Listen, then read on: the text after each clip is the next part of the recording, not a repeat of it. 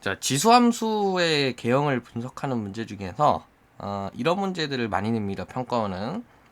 그렇기 때문에 이건 꼭 이제 꼭 자세히 보고 넘어가야 되는 부분이고, 이제 지수함수 다루면서 꼭 이제 로그함수랑 연계시켜서 역행렬 관계 물어보고 이 문제에서도 물어봤습니다. 그리고 이제 교점. 뭐 다항함수랑 지금은 초월함수의 교점인데, 어쨌든 이런 교점에 대해서 어떤 값보다 작거나 크냐, 지금 P의 X좌표가 A인데 이게 어떤 값보다 작냐 혹은 크냐, 이런 판단들을 또 많이 물어봅니다. 또 물어봤죠, 기억에서. 니은은 조금 특이한데 이제 문제를 같이 봐보죠. 계속 보면서 보고, 일단은 이제 얘가 A, A로 잡혔습니다. 이것도 조금 특이한 점인데, 왜냐면은 지금 이제 P가 음수인 지점이 뻔한데, X좌표가 음수인 지점이 뻔한데 A라고 적었단 말이야, 그냥. 이 무슨 얘기냐면 이제 A가 음수라는 얘기죠, 이거는. 근데 이제 보통 우리는 양수에 훨씬 익숙하기 때문에 뭐 이런 좌표를 보통 준다면 뭐 마이너스 A, A 뭐 이렇게 주는 게 사실 조금 더 좋긴 하죠. A를 양수로 두고. 근데 이 문제에서는 그걸 완전히 무시했습니다. 헷갈리라 이거죠. 마음껏 헷갈려봐라. 이제 이런 걸 이제 먼저 캐치를 해놓으면 좋고, 어쨌든 이제 기억부터 먼저 판단을 해보면은 A가 이 지점의 X좌표가 마이너스 1보다 작아야 되냐, 요 얘기인데, 자, 만약에 마이너스 1보다 작으려면 마이너스 1이 여기 있어야 돼요. 마치 마이너스 1보다 더 0으로부터 멀어져 있으니까 마이너스 1보다 작다, 이렇게 표현될 수 있지. 자, 그러면은 뭐가 성립을 해야 되냐면 마이너스 1을 fx에 대입했을 때 함수값이 gx에 대입했을 때 함수값보다 커야 됩니다. 자, 한번 확인을 해보죠. f-1은 2의 마이너스 1승이니까 2분의 1이에요. gx에 마이너스 1을 대입하면 1입니다. 뭐가 더 커요? g-1이 더 크지? 자, 마이너스 1이 이 위치에 있으려면 fx가 더 커야 된다니까? 마이너스 1을 대입했을 때. 근데 지금 gx 부분이 더 크죠? 이거는 틀렸다라는 거야. 기억은 이쪽에 존재한다라는 겁니다. 마이너스 1은 마이너스 1이 이쪽에 존재해야 된다, 이렇게 판단을 내릴 수 있다라는 거예요. 됐죠? 이렇게 교점에 대해서, 교점의 X좌표에 대해서 위치 판단하는 문제는 무조건 이렇게 푸는 겁니다. 무조건. 예외 없어요. 무조건 이렇게 푸는 겁니다. 됐지? 자, 이제 니은을 보면 t가 0보다 큰 숫자일 때 이런 것을 만족시키느냐 라고 했는데, 이 부분은 사실 좀 복잡해 보이니까 이 부분부터 보면, 이제 t, 0보다 큰 어떤 t라는 점이 있다라고 했을 때 ft 빼기 gt면은 요 길이에요, 길이. 거기에다가 이제 절대값까지 씌워놨습니다. 사실 여기에는 굳이 씌울 필요가 없는데, 그죠? 그 계속 양수니까. 어쨌든 이제 거리라는 거다, 거리다 라는 걸 강조하기 위해서 이렇게 절대값을 씌워놨겠죠. 그지? 자, 요 부분의 거리가, 얘는 이제 마이너스 t란 얘기는 정확히 이제 y축 대칭에서 이렇게 내려간 뭐 한 요 부분 되게 요쯤 한 요쯤 되려나? 요쯤 되는 요 마이너스 t 일 때 마이너스 fx에 마이너스 t를 넣고 gx에 마이너스 t를 넣은 요 함수값의 차, 이것도 이제 길이죠. 거리, 뭐 길이, 거리, 뭐 어쨌든. 자, 요 부분이 이제 길이가 될 텐데, 이제 뭐가 더 크냐 이거예요. 지금 보기에는 빨간색이 더 크죠. 그지? 그러니까 얘는 맞을 확률이 있어요. 분명히. 지금 딱 틀렸다라고 증명이 된 게 아닙니다. 그죠? 자, 근데 얘가 이제 항상 맞다, 항상 틀리다를 판단을 하려면 이제 좀 엄밀하게 판단을 해줘야 되는데, 일단 지금 내가 눈에 보이는 부분에서는 없어 보여. 그죠? 뭐 여기 뭐 이렇게만 비교해봐도 얘는 이제 점점 좁아지는 반면에 얘는 점점 이제 넓어지죠. 근데 반전이 뭐냐면 얘도 여기서부터 이제 다시 넓어지기 시작합니다. 그치? 얘는 계속 넓어지고 있고요.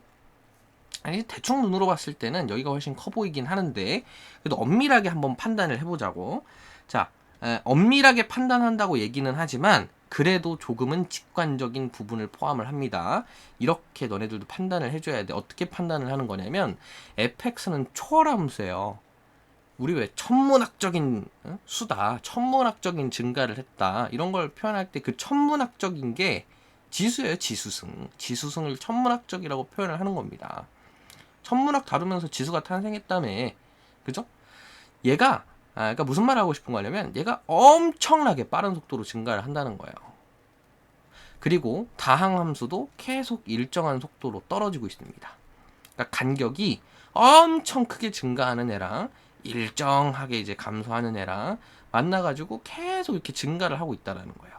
반면에 gx는 다항함수의 요 증가 속도, 즉 넓이를 넓혀가는 속도는 똑같습니다. 하지만 이렇게 진행하는 요 지수함수는 끽해봐야 여기가 이제 0,1일 거 아니야. 끽해봐야 1 이동하는 거예요. 마이너스 무한대로 간다 해도 1만큼을 이동을 안 해. 응? 당연히 어디에 넓이가 넓겠어? 어디에 길이가 더 길겠어? 응? 당연히 이쪽 부분의 길이가 훨씬 길겠죠. 그치? 자, 이렇게 판단을 해주는 겁니다. 됐죠? 요 Y축 근처에 있는 부분은 계속 이제 넓이가 줄어들고 있기 때문에 뭐 도저히 비교를 할 수가 없어요. 그냥 무조건 이쪽이 작습니다. 그죠? 이쪽 비교는 그렇게 해주면 되는 거고, 이 이후의 범위에서의 비교는 얘는 엄청 빨리 증가하는 반면에 얘는 증가의 폭이 한정되어 있다. 이렇게 이제 판단을 해주면 될 것 같습니다. 됐죠?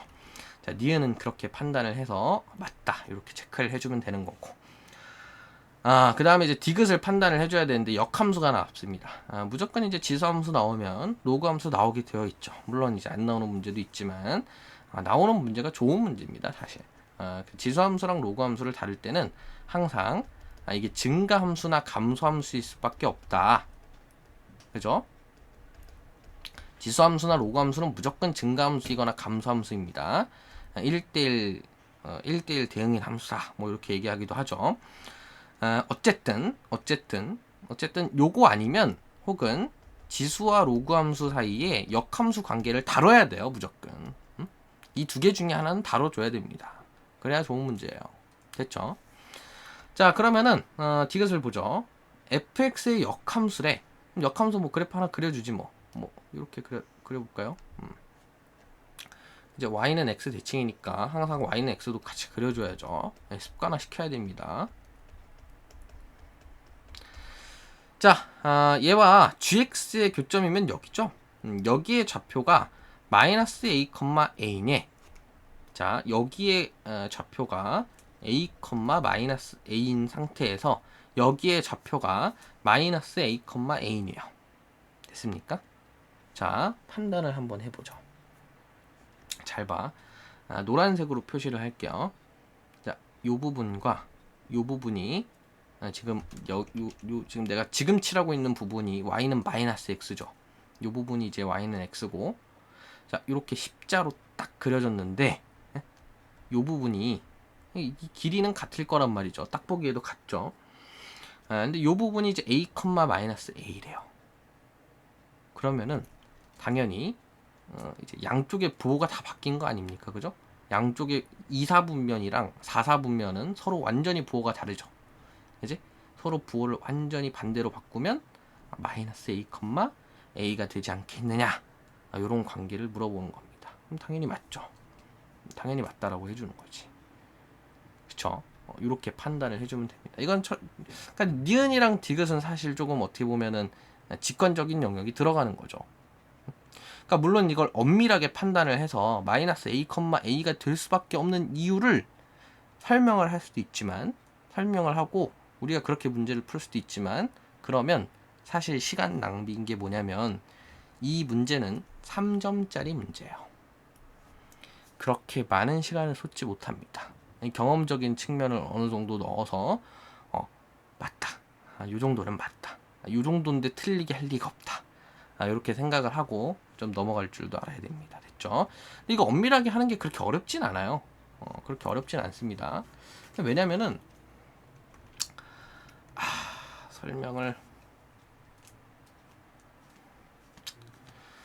뭐 FA를 넣었을 때 마이너스 A가 나오면 당연히 이제 역함수에 마이너스 A를 넣었을 때 A가 나오잖아요. 그죠? 요 관계를 이제 설명을 해달라는 건데 어렵지 않죠, 그죠? 이것도 이제 맞다. 이렇게 체크를 해줄 수 있습니다. 됐죠? 그래서 우리가 이제 답은 5번이다 이렇게 찾아낼 수 있다는 거죠. 됐죠? 오케이? 해설은 여기까지 하겠습니다.